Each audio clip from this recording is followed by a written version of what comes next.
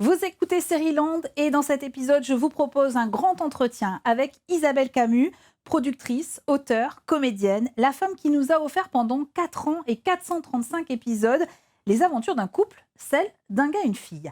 Leur quotidien de couple s'est incrusté dans notre quotidien d'avant 20h, 6 minutes de bonheur, de bonne humeur, avec un constat implacable. Les vicissitudes de ce duo ressemblaient à ce que nous vivions à la maison. Un gars et une fille, série culte, vient d'être élue série française préférée de ces 30 dernières années, selon un sondage Ipsos Sopra Steria commandé par Télécable Sat Hebdo. Une bonne raison de replonger avec délectation dans la vie de Chouchou et Loulou.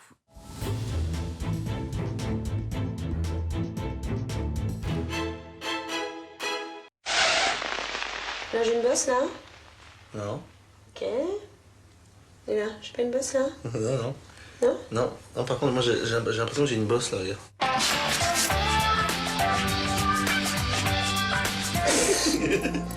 Ah bah non, t'as rien. Non, je pense C'est le pilote d'Un gars, une fille, premier épisode, pilote. En fait, on a fait 3 pilotes parce que je voulais vraiment qu'on arrive à la télévision avec 3 émissions, 3 séries, enfin 3 épisodes, de façon à ce qu'ils comprennent un petit peu la logique et la tournure de l'histoire d'Un gars, une fille. Donc ça, c'est le pilote, ouais, et ça se passe à la maison, dans ma chambre, dans mon lit, parce qu'on n'avait pas du tout de sous à l'époque, donc on a fait ça un peu ambiance avec 3 francs 6 sous, avec les copains, les techniciens qui sont venus. Et si ça marchait, ben, ils étaient engagés, et si ça marchait pas, ben, ils seraient venus juste pour essayer, en tout cas. Bonjour Isabelle Camus. Bonjour. En une phrase, vous venez de nous donner 2 secrets, à savoir qu'il y avait plusieurs pilotes qui ont été faits et qu'on était chez vous, en fait, on était dans votre lit. Ouais. Et alors les autres pilotes, vous vous souvenez des sketchs ou pas? Est-ce qu'ils ont été diffusés aussi? Je crois qu'on a fait essentiellement... Non, on a fait du lit, on a fait aussi du lit, oui, parce que le lit, c'était pas Mais cher, en oui. plus à produire, il bougeait pas. On a fait un déjeuner chez la belle-mère, parce que ça, c'était vraiment très symbolique du couple. Et, euh, et donc ça se passait dans notre bureau. On a installé une espèce de salle à manger pour faire le décor de la salle à manger de la belle-mère. Et le troisième, je ne sais plus d'ailleurs. Mais alors, quand vous dites que vous étiez dans votre lit, rapidement quand même, quand la chaîne a accepté de diffuser les épisodes, rassurez-moi, on ne tournait plus chez vous, vous aviez un vrai décor. Bah si, on a tourné pendant 2 ans. C'est pas vrai Ouais. chez vous? Bah oui, c'était plus facile. On démarrait cette production vraiment avec pas grand-chose. Et on s'est dit, bon, bah, ça marche bien, le lit fonctionne, on a ça sous la main. Si jamais il pleut, si jamais on nous plante, bref, on s'est dit, on aura toujours une sécurité, c'est l'appart. Donc, salon, salle de bain et chambre, c'était à la maison. C'était d'ailleurs notre maison, j'habitais avec mon associé Hélène Jacques, avec qui j'ai produit le programme. Donc, c'était pratique, mais c'était super fatigant parce que le soir, bah, il fallait tout remettre en place, tout ranger. Moi, je suis hyper maniaque en plus. Donc, attention, à gauche, attention, les miettes, là, c'est quoi? Donc, c'était un peu. C'était quand même, on se donnait un peu plus de stress, mais en même temps, c'était sympathique parce que moi, je voulais tellement que ça soit réaliste. Et le fait de tourner à la maison, c'était très réaliste parce que Jean, tout d'un coup, il cherchait quelque chose pour son jeu. Hop, il tombait sur une lime à ongles à côté du lit, ou bien la styliste, elle me apportait des chemises de nuit qui me plaisaient pas pour Alexandra, donc hop, on piochait dans ma garde-robe. Enfin voilà, ça a duré pendant 2 ans, puis après, là, quand même, on s'est dit, bon là, c'est bon, là, il y en a marre. Et on a loué une maison, après, on a loué une maison à Boulogne, et cette maison, on a fait comme si on y habitait, parce qu'on ouvrait le frigo, il y avait des choses dedans, on ouvrait les placards, il y avait des draps, des serviettes, enfin bon, on était sponsorisé à l'époque par, enfin notre partenaire c'était Fly, donc en plus on avait vraiment tout ce qu'il faut pour la maison et on aurait dit une maison qui était habitée, pas du tout un décor de télé, quoi. On a d'ailleurs tous acheté des meubles ensuite chez Fly, je m'en souviens très bien. Et je suis très heureuse qu'on plonge avec nostalgie dans cette période, Isabelle Camus. D'ailleurs, petite question, est-ce que vous aviez pensé à appeler la série Une fille, un gars? Ou c'était tout de suite un gars, une fille? Non, non, c'est tout de suite Un gars, une fille. Mais ça, c'est pas moi, hein. Le titre, c'est Le format québécois, c'est ça? l'auteur québécois qui a écrit Un gars, une fille, cette série.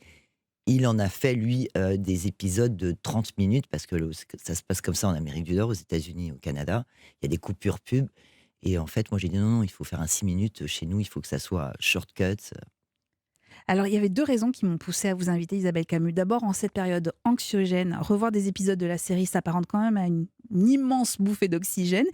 Et puis donc, je le disais en introduction, il y a eu ce sondage publié par Télécapsat qui a mis un gars, une fille, série française préférée de ces 30 dernières années. 2 séries étrangères squattent les premières places, mais Game of Thrones et Casa de Papel. Comment vous avez réagi quand vous avez vu ce classement ? Alors, ça serait très prétentieux de dire je ne suis pas étonné, mais c'est vrai que quelque part, j'étais pas si étonné que ça. Mais c'est quand même vraiment un honneur passer après Casa del Papel et Game of Thrones. Là, ça prend une dimension encore plus importante. Non, je suis très contente parce que dans une vie, dans une carrière, faire un programme culte, c'est rare et j'en serai fière toute ma vie, évidemment. Est-ce que vous avez douté du succès de la série ? Vous nous racontiez ses débuts qui étaient un peu quand même rocambolesques parce que vous n'aviez pas d'argent avec Hélène Jacques qui coproduisait cette série avec vous. Est-ce que vous avez douté ou tout de suite vous avez compris qu'il y avait quelque chose ? Non, je pense que vraiment, c'est le destin. Quand j'ai commencé avec Hélène à produire ce programme, j'étais convaincue. Mais convaincue, et je pense qu'on est vraiment convaincue, on est convaincant. Et je sais pas, toutes les portes s'ouvraient, il y avait pourtant plein d'obstacles, puisqu'on avait quand même, on avait été, avant de tourner le pilote, il y avait des prods qui nous avaient dit ouais, mais non, des chaînes qui nous avaient dit oh non, c'est trop québécois, c'est trop comme ci, c'est trop comme ça. Ils n'arrivaient pas à comprendre notre vision. Donc c'est pour ça qu'on a cassé notre tirelire et qu'on a fait les pilotes. Mais moi j'étais sûre. Donc on a mis toutes nos économies d'intermittents du spectacle. Donc vraiment, c'était un peu coup de poker, quoi. Et non, j'ai pas été étonnée, mais en revanche, ça n'a pas été facile dans le sens où il a fallu quand même s'installer. Il a fallu aussi pousser Michel Cotta à une programmation stratégique. Qui était la patronne de France Télévisions à l'époque, France 2. Et oui, elle nous avait mis à 19h40, qui est un carrefour de publicité, donc on était noyés dans les pubs. Et moi, j'insistais, je voulais absolument que ça soit dans la case de Nounours, parce que dans mon enfance, il y avait Nounours juste collé au journal de 20h. Et je sentais qu'il fallait faire un rendez-vous. Et au bout de 6 mois, je crois à peu près 6 mois, oui, ou 6 mois, elle nous a mis avant le journal de 20h. Et là, on a décollé. Est-ce que vous vous souvenez des critiques dithyrambiques dans la presse ? Je me souviens des premières critiques qui n'étaient pas dithyrambiques. C'est vrai ? Ouais, au début, le programme a eu du mal à s'installer. Il était rejeté, justement, de la ménagère de moins de 50 ans. Les gens disaient, ouais, c'est bon, on a assez de galères à la maison comme ça, si c'est pour se voir. Enfin, les fameuses études de France Télévisions n'étaient pas terribles. Ça plaisait aux très jeunes et ça plaisait aux plus âgés. Les très jeunes se retrouvaient leurs parents, s'identifiaient, et les plus âgés, avec beaucoup de recul, disaient, oui, c'est comme ça la vie. Donc ça a mis du temps. Les trentenaires, la ménagère de moins de 50 ans a mis du temps, mais une fois, en revanche, qu'elle était accrochée... Écoutez, j'ai quand même une critique de Philippe Lançon dans Libération. On peut pas imaginer que Libération quand même aille sur un gars, une fille. Écoutez bien ce qu'il écrivait.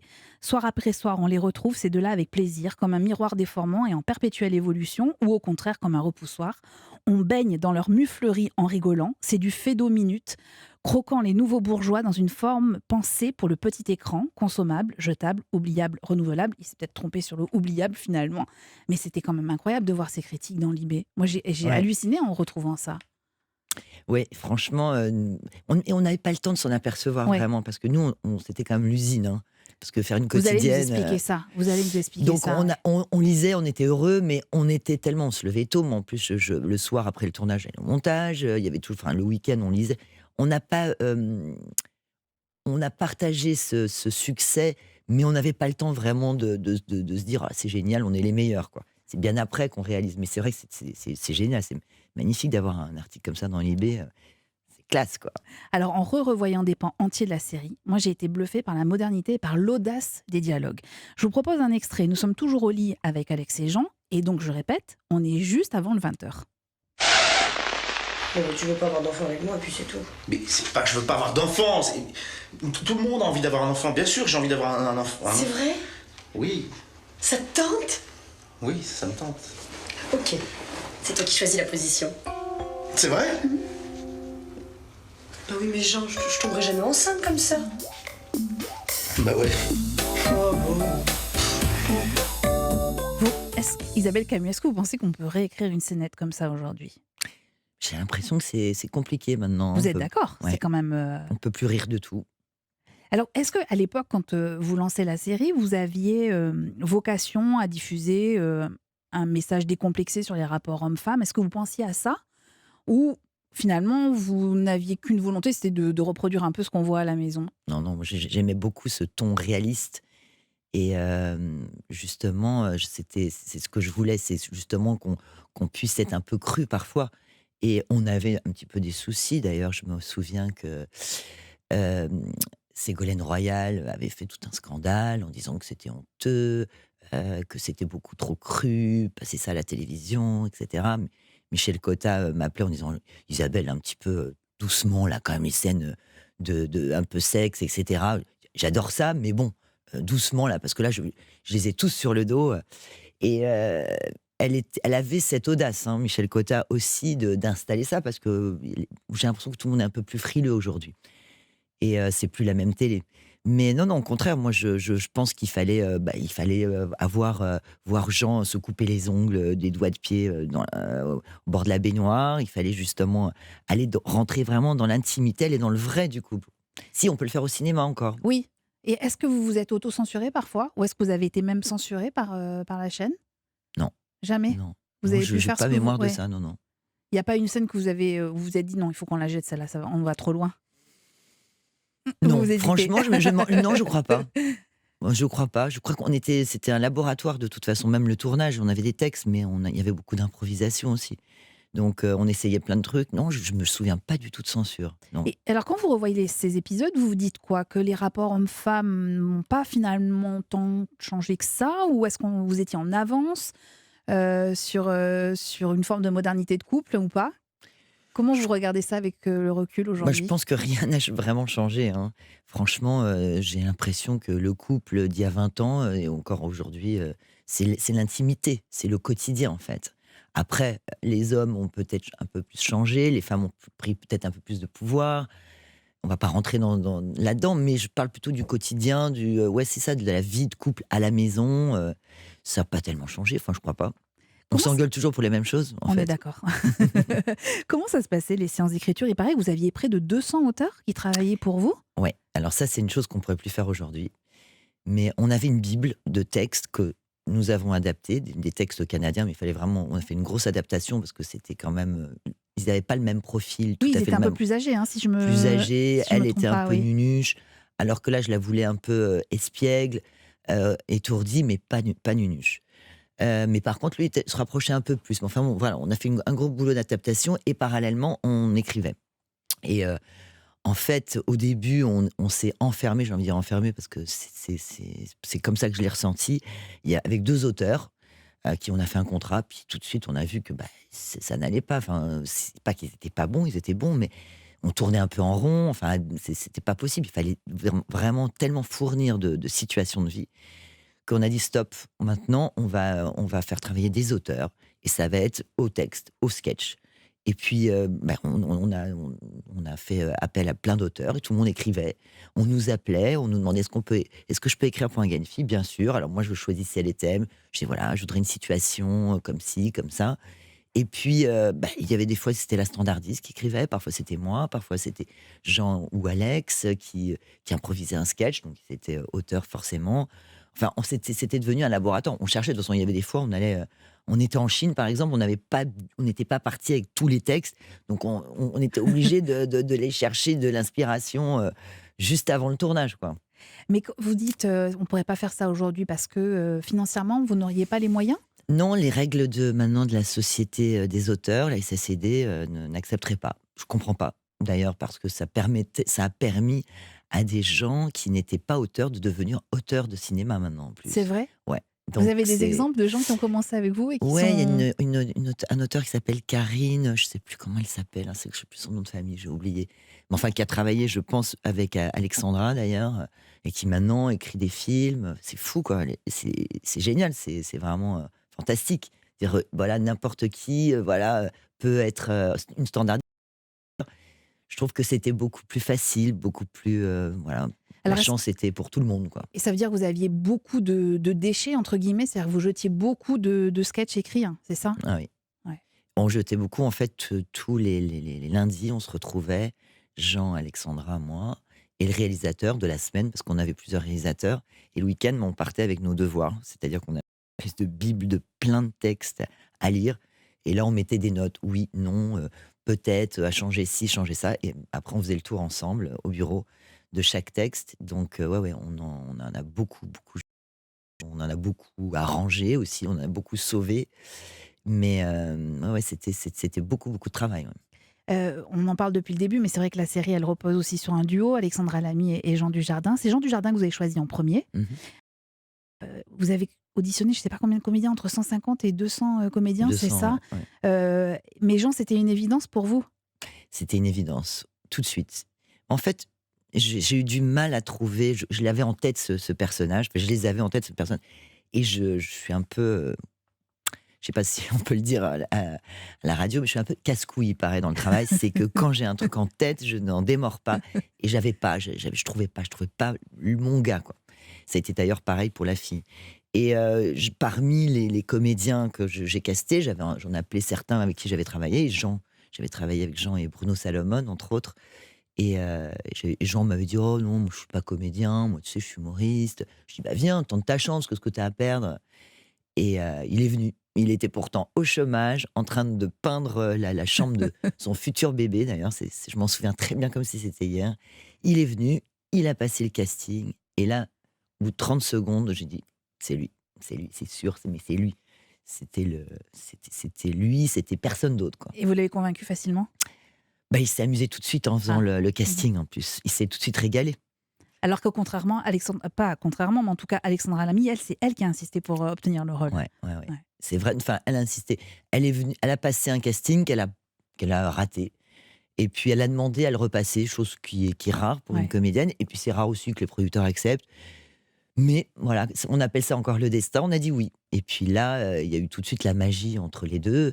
Bon, c'était moins évident parce qu'elle n'avait pas encore, elle, ce sens du comique qu'elle a acquéri au fur et à mesure et qu'elle fait très bien maintenant aujourd'hui, d'ailleurs.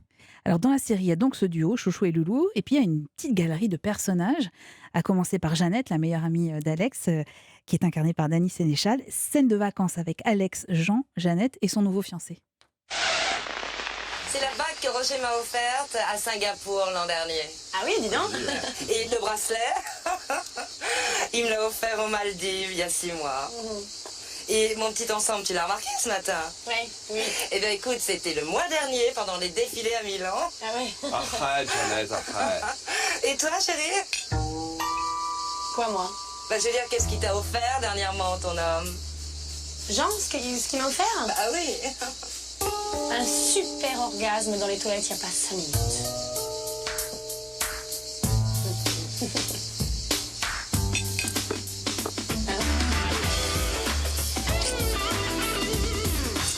Il n'y a pas que l'argent, il y a le cul aussi. C'est important, ça. Est-ce que vous vous souvenez de toutes les scènes ou pas? Oui. C'est vrai? J'étais quasiment tout le temps sur les tournages. Ouais. Ah oui, mais vous pouvez être sur les tournages, mais pas vous souvenir des 435 Oui, mais épisodes. après, il y a les montages. Oui. Et moi, j'étais là aussi au montage la nuit. Et après, il y avait les montages et best-of. Donc oui, j'en ai bouffé du Une Vous étiez au bout du rouleau au bout de 4 ans? Je pense qu'on avait fait le tour Ouais. et on avait tous envie de faire d'autres choses. Mais on s'est vraiment éclaté. Mais on a vraiment pris cette décision commune. Moi, j'avais envie de faire d'autres productions. Les comédiens aussi, ils avaient besoin de s'envoler. Mais bon, c'est quand même, je pense, ça fait partie des meilleurs souvenirs professionnels de nos vies. On s'est tellement éclatés, on était jeunes, on se marrait tout le temps, non-stop. Puis on voyageait surtout. On avait cette possibilité en plus de voyager, d'aller. On disait où est-ce qu'on pourrait aller? Si on allait au Maroc, et si on allait en Chine, et on y allait, quoi. Oui, ce qu'on ne pourrait pas faire aujourd'hui, je vous confirme. On parlait de Jeannette, qui est un des personnages donc de la série. C'est vous qui avez choisi ce prénom de Jeannette? Je sais plus. Vous Ça, en me souvenez posez une pas? colle, je ne me souviens pas. Je pense que oui, mais je suis pas sûre. Et le fait de choisir Alex et Jean, c'était dans la Bible de départ du format québécois, de prendre le prénom des comédiens, ou pas du tout? C'est une décision que vous avez prise? On n'était pas obligé, mais Ouais. Guy Lepage nous l'avait recommandé. Mhm. Et c'est vrai qu'il a eu raison parce que ils sont tombés amoureux d'ailleurs. Ça participait à l'histoire. Au mythe d'un gars et une fille qui dit que Guy Lepage me disait: tu verras, la plupart du temps, lui, il était sorti justement avec la comédienne, il a eu une histoire avec elle, mais presque dans tous les pays, Où les ça a été comédiens, adapté? ouais, les comédiens sont sortis ensemble, enfin en tout cas ont eu une histoire. La meilleure Et agence c'est arrivé, matrimoniale. ouais. D'où vient cette idée de voir ces personnages secondaires que de dos, que de silhouette en fait? Ça vous permettait d'embaucher des comédiens pas trop chers?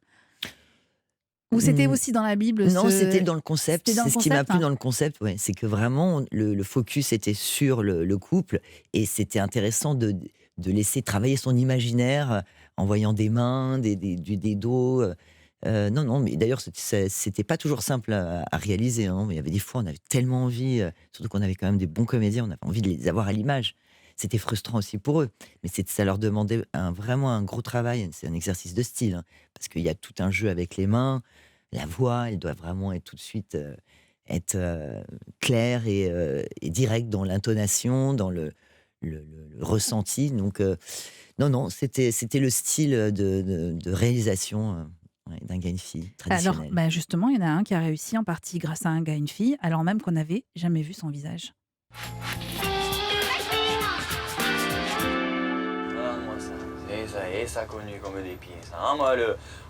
Hé connard, tu peux regarder où tu vas un peu, non? C'est ça, ouais. Va te faire au foutre aussi, ouais, c'est ça. Putain, moi. Tiens, un enfoiré, c'est tout. Ah, moi ça. Regarde, je mets le clignot, il me laisse pas passer, lui. Regarde-moi ça. Aveugle, là, va t'acheter un chien. Abruti, va. Excusez-moi, monsieur, mais arrêtez de jurer, c'est intolérable. Ah, vous savez ce que c'est, madame, hein, c'est la conduite à Paris, hein, c'est stressant. Hein. Ouais, on s'en fout, un mot de plus et on quitte la bagnole, ouais, ça va. Attention, attention la voiture qui déboîte là. Mais qu'il est con celui-là. possible, ça patate, Connard.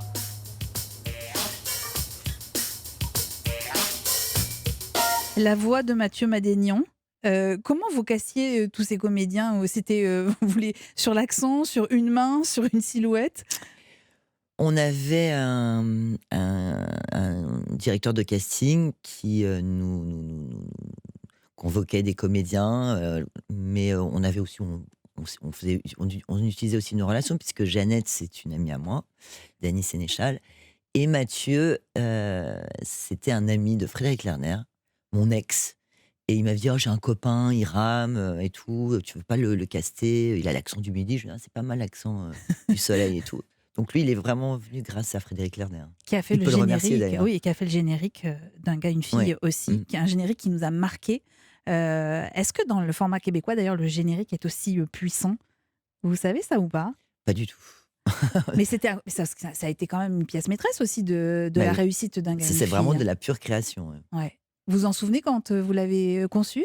Oui, oui, je m'en souviens très bien parce que je ne voulais pas du générique musical québécois qui était un peu pour moi, enfin qui me convenait pas. Je voulais un couple plus moderne, plus jeune, un peu bobo, certains diront. Et j'avais vraiment envie, pareil, j'avais une idée en tête, il fallait que ça appelle la ménagère, appelle les enfants. Et quelque chose, une sonnerie. Quand on est en train de faire la cuisine ou faire ses devoirs, tac, on nous appelle une fois, deux fois, trois fois. Et c'est vrai que ça a été très efficace. Et Frédéric Lerner a vraiment bien réussi le cahier des charges que je lui ai donné. Bon, il a mis du temps parce qu'on a retravaillé, parce que je vous dis, moi je suis un peu perfectionniste. Tant que j'ai pas mais le résultat souhaité, je lâche rien. Mais non, mais je viens de réaliser qu'effectivement, c'était comme une sonnerie de téléphone. C'est ça. On était Mm. au rappel et il fallait qu'on vienne devant la télé pour regarder. D'ailleurs, c'est devenu une sonnerie de téléphone mais pour oui, certains qu'on peut exactement, télécharger. exactement. Alors, la scène qu'on a entendue là, c'est dans un taxi, ça se déroule pas dans l'appartement. Vous nous disiez il y a quelques instants qu'effectivement, vous avez pu partir en Chine, dans les Antilles, etc. Mais ça, j'imagine que c'est le succès de la série et donc qui vous a permis d'avoir les moyens de partir, ou tout de suite ça a été accepté par la chaîne? Ils étaient très contents que Ouais. l'émission bouge. Chaque décor différent donne une variété. Enfin, la chaîne n'était pas, enfin, il n'avait pas de pouvoir de décision là-dessus. On faisait ce qu'on voulait. Hein. Surtout à cette époque-là, on était quand même vraiment beaucoup plus libre. Non, on n'avait pas d'argent pour partir à l'étranger, mais on était malin. Et on essayait d'avoir des aides, des hôtels, des compagnies aériennes, pardon, office du tourisme. Non, on avait vraiment, on faisait un peu ce qu'on voulait, parce que eux, ils voyageaient aussi, d'ailleurs, les Québécois. mais pas autant que nous. Nous, on a beaucoup voyagé parce que moi, j'aime bien voyager. Toutes les émissions que j'ai faites, j'ai toujours voulu aller les faire à l'extérieur. J'ai un peu la bougeotte. Et alors, comment vous avez vécu, à titre personnel, ces 4 ans? Ces 4 ans de production aussi intense?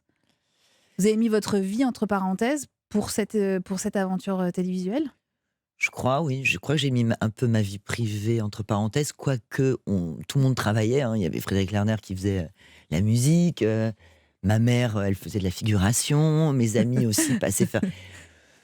C'était une famille. Mais c'est vrai que j'ai passé plus de temps avec Jean et Alexandra et l'équipe technique qu'avec ma propre famille. Ça, c'est clair. Mais je me suis amusée. J'avais la tête dans le guidon, comme on dit. Je pensais qu'à ça. Je mangeais un Gagne-Fille, je buvais un Gagne-Fille, je dormais un Gagne-Fille. Mes week-ends, c'était un Gagne-Fille. Mes nuits, c'était un Gagne-Fille. Mais je m'amusais. Et les réunions, même tardivement, parfois au bureau, parce qu'on rentrait de tournage, donc on pouvait faire les réunions que vers 9h du soir. C'était pour moi comme si on faisait un jeu de société avec des copains. C'était dur, mais on s'éclatait, on s'amusait, ça nous rapportait beaucoup de joie, beaucoup de rire. Qu'est-ce qu'il y a de plus important dans la vie? C'est rire. C'est mon loisir préféré. Quand j'étais petite, on m'avait dit, à l'école, on disait, quel est votre loisir préféré? Moi, j'avais mis rire. Quand j'étais en primaire. Génial. Et en fait, c'est ça. Donc, en fait, quand je ris, ça devient un plaisir et plus un travail, une passion. Mais alors, pardon pour la question, mais quand la série s'arrête et quand ce projet s'arrête, dans quel état vous êtes? Très bien, parce que j'ai un autre projet, j'enchaîne tout de suite, et j'enchaîne avec Johnny Hallyday. C'est plutôt sympa. Avec un mythe. Et j'étais très contente de faire J-60, qui était un autre programme pour France 2, quotidien aussi, mais alors qu'il n'y avait rien à voir. Parce qu'on vous demande toujours de refaire la même chose. Quand j'étais à Surprise, on me demandait de faire, après du Surprise. Un Gagne-Fille, on m'a demandé de refaire de la fiction humoristique. Là, j'avais envie de faire peut-être des programmes courts, mais dans un autre genre. Donc suivre Johnny 60 jours avant ses 60 ans, c'était très passionnant, très excitant et un vrai challenge. Il n'a pas fait de figuration dans Un gars, une fille, Johnny, où il m'a Non. échappé. Alors en revanche, il y a des guests évidemment qui se sont imposés au fil du temps, dont lui. Excusez-moi, Oui, vous savez où est-ce que je peux trouver le dernier disque de Plastique Bertrand? oui, je crois que vous pouvez le trouver à Variété Française là-bas. Ah, d'accord, merci. Et alors évidemment, Alexandra Lamy vient de poser la question au vrai Plastique Bertrand. Comment vous choisissiez ces guests à l'époque? Comme ça. C'était les rencontres aussi, les copains des copains? Il y en avait beaucoup que je connaissais, c'est vrai, c'est plus facile de décrocher son téléphone. Mais non, on se disait, voilà, tiens, je crois que Plastique Bertrand, je me demande si c'était pas en Belgique d'ailleurs. Je me demande si on n'avait pas tourné en Belgique, je sais plus. Mais C'était enfin, dans un rayon de disques. Alors, je ne sais pas si Ouais. c'était en Belgique ou pas. Mais... je sais plus trop, mais en tout cas, ouais, non, Plastique Bertrand, c'était parce qu'on avait, je crois que l'auteur aussi avait mis peut-être un truc, ça plane pour moi, enfin bon, je sais pas. Je sais plus trop, mais bon, c'était comme ça au gré des envies. Mais vous étiez sollicité, j'imagine qu'avec le succès de la série, certains vous ont téléphoné pour vous dire j'aimerais bien faire une petite figuration. Non, pas vraiment, parce que en fait, pour eux, c'est un gars, une fille, c'était Jean Dujardin et Alexandra Lamy. Mais en fait, on faisait des émissions de Noël, des spéciaux, comme on dit. Et là, je trouvais ça intéressant de mettre des guests. Mais non, c'est nous qui les sollicitions. Ils étaient très contents de le faire. C'était pour eux. Alors, il y en a beaucoup qui n'étaient pas comédiens, donc c'était un petit peu. Je me souviens qu'ils étaient parfois impressionnés, ils avaient le trac, mais c'était intéressant. Qui c'est qui avait le trac, vous vous en souvenez? Des gens qui n'étaient pas comédiens qui sont venus? Je dirais que c'est. Qu'est-ce qui avait le trac? Voilà, vous me donnez une perche. Vous vous souvenez, vous, des guests? Non, parce que je ne me souviens pas On a de. Enfin, Pires, oui, il y a eu des chanteurs. il y a Pires, eu- le footballeur. Oui, ouais. Mais qui était très bon d'ailleurs. Mais il avait fait ça avec sa femme d'ailleurs, il me semble. Ouais. Est-ce qu'il y a Non. eu des politiques? Je Non. m'en suis pas souvenu, j'ai pas Non. retrouvé ça. Non. Et je me suis demandé si vous avez un peu sollicité pour faire passer certains messages parfois. C'est dommage, j'aurais pu demander à Jean-Louis Borloo, je pense qu'il aurait été très bon. Pourquoi vous pensez à lui? Parce qu'il est sympathique et que Ouais. je pense qu'il serait très bon. Il aurait été très bon. Peut-être que vous pouvez refaire un programme Mais court voilà, et vous l'invitez. un politicien comme ça, voilà, Ouais. pas un mec trop tendu, on va dire. Mais alors, donc c'est ce que vous disiez, on parlait de politique tout à l'heure, mais vous racontiez que Ségolène Royal avait critiqué la série. Comment vous aviez accueilli ces critiques à l'époque? Vous étiez trop le nez dans le guidon et finalement on s'en fout? Ou le fait que Michel Cotta prenne son téléphone pour vous dire attention, je les ai un peu sur le dos, ça... Non, on avait trouvé On ça un cogite. petit peu réactionnaire, quoi. Ouais. Un peu. un peu décevant pour une femme en plus, parce qu'on aime les femmes, étant donné qu'on est quand même une prod beaucoup de femmes. Et ouais, c'était un peu décevant, mais ça nous a pas non plus plus inquiétés, parce que Michel Cotta, c'était une femme, mais avec une personnalité de mec. Donc voilà, on était soutenus. Vous parliez de l'importance des femmes dans la production et à l'écran. C'était quelque chose auquel vous teniez, auquel vous étiez attentive, qu'il y ait beaucoup de femmes dans cette production, ou c'est le hasard des rencontres Non, qui a fait ça? moi j'aimais bien travailler avec des garçons, et on avait quand même quelques garçons, hein. Mais c'est vrai qu'en majeure partie dans les bureaux, c'était des femmes. Alors après, je veux pas faire un truc sexiste, parce que on va me dire ouais, bah, bravo. Mais j'avoue que souvent les nanas, elles lâchent pas, elles lâchent pas. Donc j'aime bien cette ténacité féminine.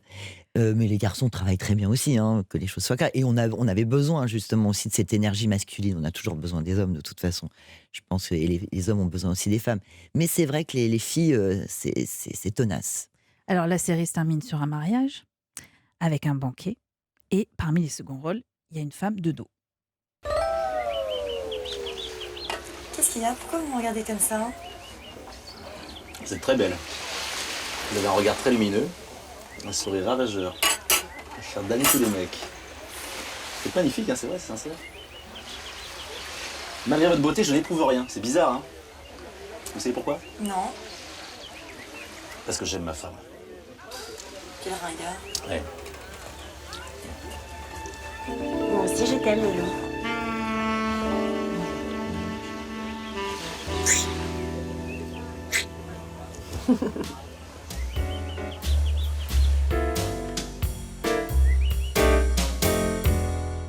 Qui est de dos, Isabelle Camus? C'est moi. Mais ça m'est souvent arrivé, hein. C'est vrai? Oui, d'abord, j'adore ça. Ça m'amusait beaucoup de le faire. Et puis, en plus, on n'avait pas la possibilité d'emmener beaucoup de comédiens. Et puis, je crois que les comédiens se régalaient aussi à chaque fois. Ils disaient, ah là, les gens disaient, c'est Isa. Ouais, Isa, allez hop. Ils adoraient ça parce qu'on s'amusait et ça faisait rire de jouer avec moi. Et elle aussi, d'ailleurs. Et ouais, non, je le faisais souvent. Ouais. J'aimais ça. Je maîtrisais parfaitement les personnages. Donc, forcément. Et est-ce que vous avez produit ou travaillé encore avec Jean Dujardin par la suite, Alexandra Lamy, ou pas du tout? La situation ne s'est pas produite? Non, plus du tout, parce qu'ils se sont envolés. Mais oui. Ils ont fait du cinéma et j'étais très contente pour eux. D'ailleurs, ils ont excellé. Mais oui, mais comment vous regardiez ça quand vous voyez Jean Dujardin partir aux Oscars, remporter son Oscar? Comment vous réagissez, vous? Parce que vous les avez vus débuter, ces deux comédiens. Alors, moi, c'est pas. Quand je regardais Jean aux Oscars, je regardais pas le gars d'un gars et une fille. Je regardais Jean. Le comédien. Le comédien. Ouais. Et tellement mérité, tellement contente pour lui, parce que je trouve que c'est un comédien extraordinaire. Il a ça dans les veines, et j'ai toujours énormément cru en lui. Pardon pour la formule bateau, mais un gars et une fille a vraiment changé votre vie? Ou pas tant que ça, finalement? C'est un projet comme un autre sur lequel on s'éclate un peu plus qu'un autre. Bah, ça a changé ma vie. Je me suis toujours éclatée, moi, dans les émissions que j'ai faites, hein. Donc, je me suis éclatée à surprise aussi avec les Québécois. Ça reste des beaux concepts et des très belles années professionnelles de ma vie, parce que en humour, si ça a changé ma vie, peut-être j'ai gagné un peu plus de notoriété. Et surtout de l'argent dans ma tirelire, forcément, parce que ça a quand même duré pendant 4 ans. On a vendu beaucoup de DVD, beaucoup de VHS. Donc, ouais, en tant que producteur, on avait fait un pari, mais on avait tout misé, mais ça nous a bien rapporté aussi.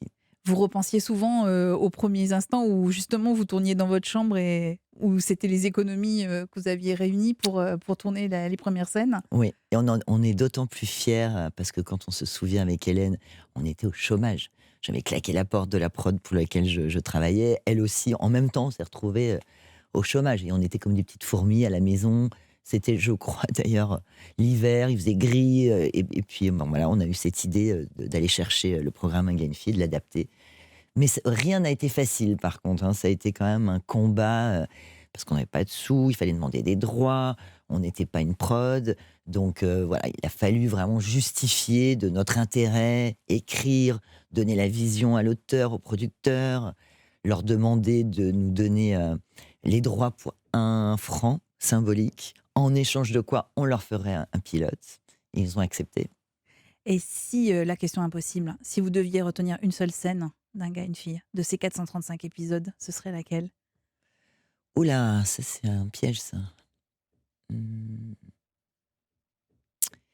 Un seul...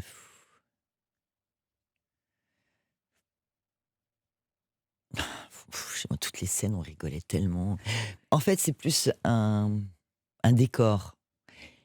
Quand on tournait au bureau, on faisait des bureaux, d'ailleurs.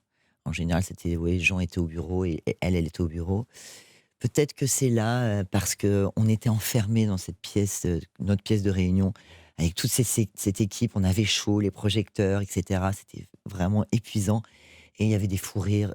Ou dans la salle de bain, dans ma salle de bain aussi, parce que c'était minuscule, pareil. Dans la salle de bain, ouais, j'ai Jean dans la baignoire avec Alex, les crèmes anti-rides, tout ça. J'avoue, on rigolait bien et pourtant c'était pas ce qui était le plus confortable. Mais l'île Maurice, la plage, peut-être, aux Seychelles aussi.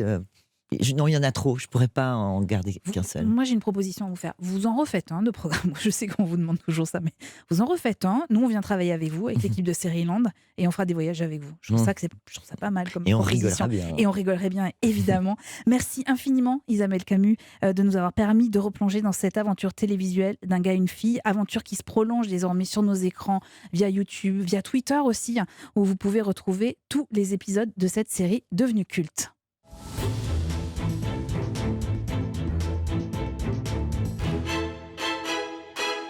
La semaine prochaine, 2 nouveaux épisodes de Seriland vous attendent. Des épisodes très féminins encore. Le premier sera consacré aux femmes badass, ces héroïnes fortes, courageuses, qui prennent le pouvoir dans la vie et les séries. Le second sera un grand entretien avec la scénariste Virginie Braque, qui nous offre une série avec des personnages féminins puissants, Cheyenne et Lola.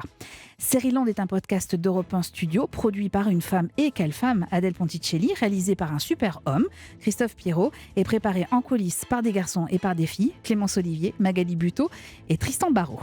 Si cet épisode vous a plu, écoutez le prochain qui arrive très vite et surtout je compte sur vous pour en parler, commenter, nous dire aussi quelles sont vos séries préférées. Rendez-vous sur le groupe Facebook Seriland. Et puis attention, vous le savez, dans Seriland, il y a une règle et une seule, pas de spoil. Et puis abonnez-vous, comme ça, on ne se quittera plus.